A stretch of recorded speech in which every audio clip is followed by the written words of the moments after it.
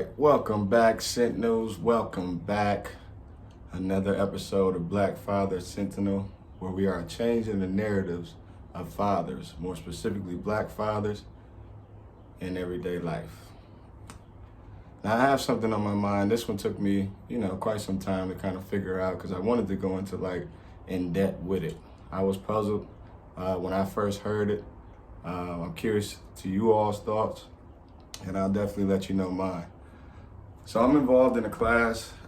It takes place once a week on a Wednesday at night, where a group of guys get together who are fathers, and we just talk about different issues that we go through. Real dope class. Learned a lot from that class, a lot of takeaways, a lot of positive energy coming through that class. So I'm just giving you some context before I actually go into the actual question that I'm posing today. So we had a new guy, he joined the class. To say the least, he kind of rubbed everybody the wrong way when he first joined the class. He was just too loud, too obnoxious. He really didn't know how to have civil discourse in terms of, all right, you go ahead and speak, make your points, allow me to make my points. He just kept interjecting or whatever the case may be. So I got onto the call a little bit late, probably like 2 or 3 minutes late. So I heard the latter end of what he was speaking to another father that was actually on the call. So I can hear it all in his voice. Long story short, he was talking of how this woman wouldn't allow him to see his children. You can hear the frustration in his voice. You can actually see the anger on his face. He was just highly upset about the situation. I'm not sure what transpired in order for it to get to that point. However, he was not allowed to see his children. So he was basically at a point to where he just gave up. So anyway, as he's talking, he's explaining the situation. He said that he brought it to the attention of his older uncle as well as his grandfather. Now, here's the point of the whole thing. The response that he got from his uncle as well as his grandfather was this, and this is what puzzles me, right? So his uncle and his grandfather basically told him, them ain't your kids. That's them girls. That's that girl's kid. Them ain't your kids, that's that girl's kids. So I'm thinking about it, and I heard that part and it stuck with me. Now, I wanted to get back to it in the conversation, but however we couldn't. We had other things that we needed to talk about, and that's just not a topic that was on the agenda for that day, but it stuck with me throughout the whole thing. So I thought it was noteworthy enough to, let's discuss it. I want to hear what you all have to say about it in terms of, where did that come from? Where did that narrative come from? And is that adding to the narrative that's being bestowed on Black fathers in terms of negativity? Is that aiding towards it? So when he said that, the first thing that came to my mind, I was thinking man, I heard that somewhere before, but I just can't pinpoint where I heard it from. I don't know if it was my grandma. I'm not even gonna blame it on my grandma. My family would go crazy. Why would you say that about grandma? She would not. I don't know, but I heard that somewhere.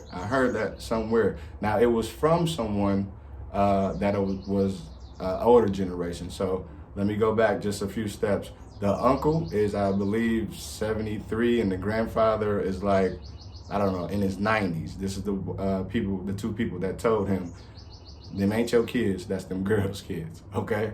So older generation, right? So I'm thinking, let's talk about this. 2 points here. Where did that come from?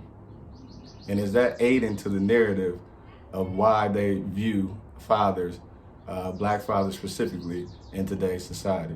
So I'm thinking about it. So, here's my take on it. In terms of where did that come from, right?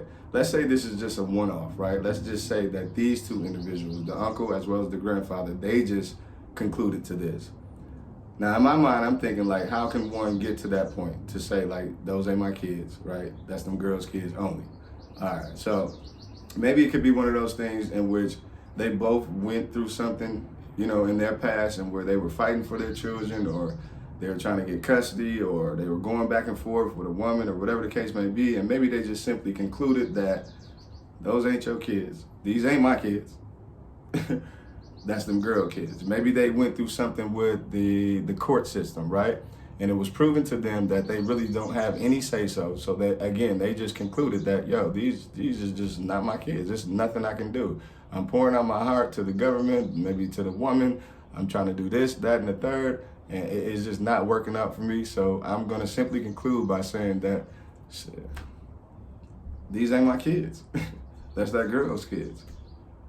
So that's what I was pondering on. Like, where does that narrative come from? That's the only thing that I could pretty much come up with. And also another thing is like, is that aiding to the way that we are viewed in society? Like, is it an unconscious thing that people think just because the girl carried the kid for 9 months, in some situations they quite naturally have to take care of them by themselves, is that aiding to how we are depicted or displayed in society? Do we really think as a group that the man has no right to the kids? I don't know. It's just weird to even thinking about that, but I was just like puzzled with that. Like, why would they tell him that? But the breakdown for me, I think it's twofold, right? So if we look at it this way, let's just start from what I think, like maybe from the woman's perspective. Now, we all know a lot of times that the man is not in the house, whether it's this, that, or the third, it doesn't matter. That's not the point right now.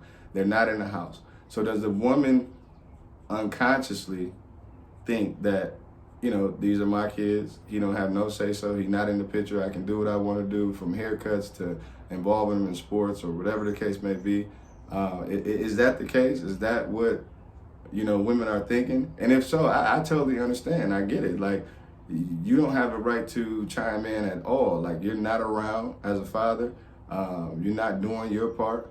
I'm taking care of the bills. I'm taking care of the clothing. I'm taking care of the feeding. So I get it. I totally understand it if that is the case with women. But I just want to hear some replies. I'm curious to what you all think about it. Is it unconsciously? Is a woman doing that unconsciously? Or is a woman taking on that narrative unconsciously? And then, like, let's flip it a little bit more. Let's go to the male's perspective of it, right? Are we consciously taking on that narrative? Are we consciously? So with the women, I think they unconsciously do it just because, listen, I got to do what I got to do, right? And I totally understand that. So from the male's perspective, are we consciously making that decision to feel as if these kids aren't mine, whether whatever it is, you went through court trying to get them, now you're on child support, you just can't get your way, or whatever the case may be, or she won't allow you to see him, I don't care. Are we consciously making that decision to feel that, yo, these kids are not mine? That's her kids. She could just do everything. I asked that because I've asked multiple women who are, you know, single mothers. They're absolutely taking care of their kids on their own. Some of the fathers are close by in terms of, like, you can literally walk around the corner and the father is there. And so I asked him, I'm like, why would the father, like, what did he say about that? Like, why is he not in the picture? Like, what's his gripe? What's his grief? Like, what's going on? And I've heard it on multiple occasions in which a woman simply explains that he thinks that because I can take care of everything, that he doesn't have to be involved. And I said, wow. To myself, I'm thinking like, okay, because you think that, all right, she's financially stable, whether she is or not, she's a great mom, that's probably obviously why you chose to have a child by her, right? You think just because she's stable enough to take care of the child on her own that you don't have to partake in raising your child? Like, I just don't understand that at all. So I'm just kind of at a loss. So I'm posing this question again, where does that narrative come from? Have you heard that before? Because I know I have, I can't pinpoint where I've heard that before. And also, is that helping to aid the narrative in terms of how they display us in society? So those are some of the things that I want you all to think about. I want you to leave it down in the comment section and just let me know your thoughts on that. But if I can say anything, I would sum it all up by simply saying this.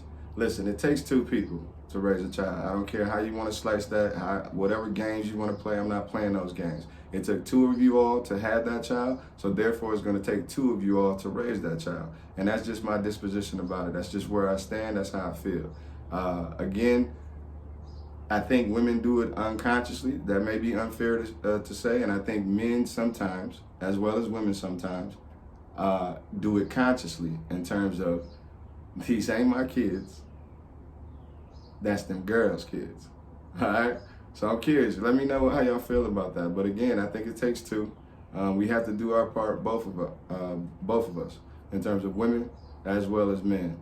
All right, so this is my way of checking not only us as fellas, but checking the women too. And I get it, you know, I know the women gonna go back and forth with me, but he ain't trying to be there, this, that, and the third, and you can't force a man to do nothing. I understand that. So I'm holding us accountable to, you know, like, let's push past all the grief and the gripe and the bitterness that we have towards one another, because it's unfair to the child if his mom is not in the life because of spite or whatever the case may be, as well as it's unfair to the child if the dad is not in the life, right? So again, this is a work in progress. I just want to put it out there. I want to see how y'all feel about it. Like I said, I don't have all the right answers, but on this page, on this platform, we're going to try to build each other up, fathers.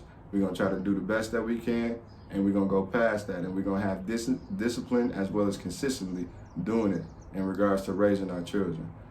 So make sure y'all like, y'all subscribe, y'all share, comment down in the comment section. Let me know what y'all think about it. That's them girl kids, not my kids. Unbelievable. Black Father sent me, y'all.